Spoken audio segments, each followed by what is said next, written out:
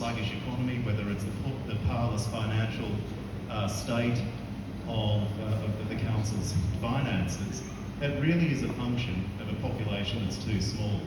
So the focus of council, and all of us as councils actually voted unanimously to get behind it, is to build our region up. So to bring in another 4,000 jobs by 2040, I reckon we'll come in way earlier than that. But when you think about what the reason we focused on jobs is it's measurable. So 4,000 jobs would probably equate to about 10,000 people. So what we really needed then is a plan and a strategy. So the strategy really for council is everything that's needed to achieve that. What's going to bring in another 10,000 people? So from a jobs point of view, we need to provide the right environment, we need to minimise red tape, we need to provide incentives where necessary. We really need to concierge businesses through the complexity of council and make things happen. Things is a better word than what we use otherwise. We also, we really need to make things happen. We need amenity. We need vibrancy in our regions. We are in a competition for population. All of the regions around are, desperately trying to attract more people. So you can build a sufficient, gravitational pull that's going to bring in more government services, etc., etc. We're too light. We need to become a self-sustaining region. So not reliant on one or two industries, grazing and or agriculture and education to date. We're just far too exposed there. When one of those has a hiccup, we're all impacted. So we really need to build sufficient gravitational pull that we can be self-sustaining, but we can also pull in sufficient investment, infrastructure, etc., etc. We need development, so we need more land available for housing. There is a housing crisis. That's not unique to our region. I've been on a few phone hookups. I've had a few meetings with other councillors.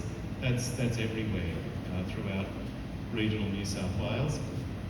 We need more vibrant tourism. To date, our tourism has been, look, we've got some fantastic gorges out on the east side, go and have a look. Now I know you're going to bump along a fairly ordinary road to get there, but we need to go beyond that. We need to encourage people to want to come here. We need something unique. So to me, and I'm not just saying this because my friend Dave Mills is here, but the rail trail, that is a reality.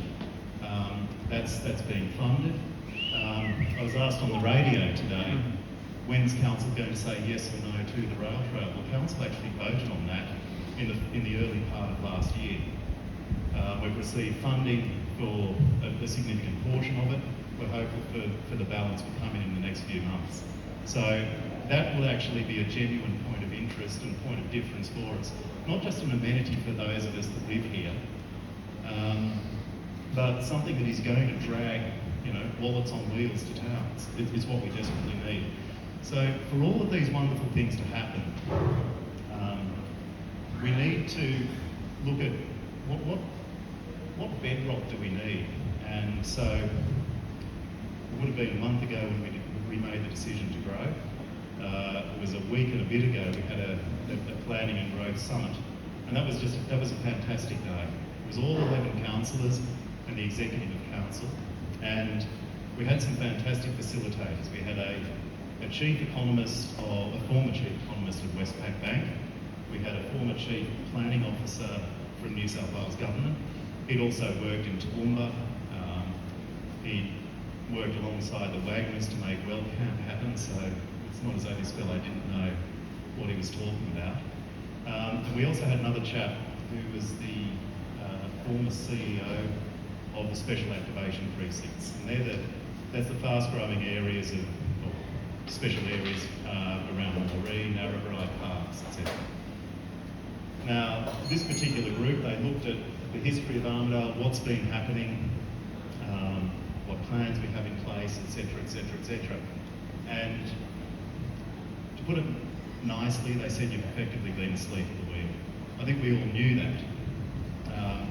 Our approach to growth was very scattergun.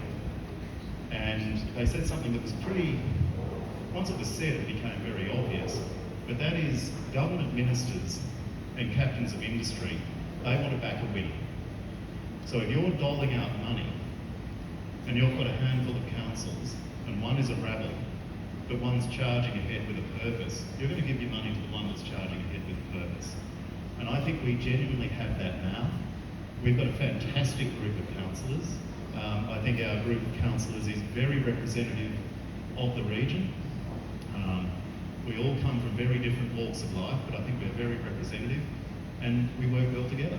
So we are now, what I would say, one of those councillors that is bankable. So if you're a minister, a captain of industry, you want to put your money in Armidale, we actually have a strategy for going forward. So just to circle back to the planning day that we had, what was really interesting is that we wanted to look at the critical infrastructure that is required for growth and what are the engine room jobs that are going to deliver that growth. And in terms of critical infrastructure, what was pretty much first, second and third is water.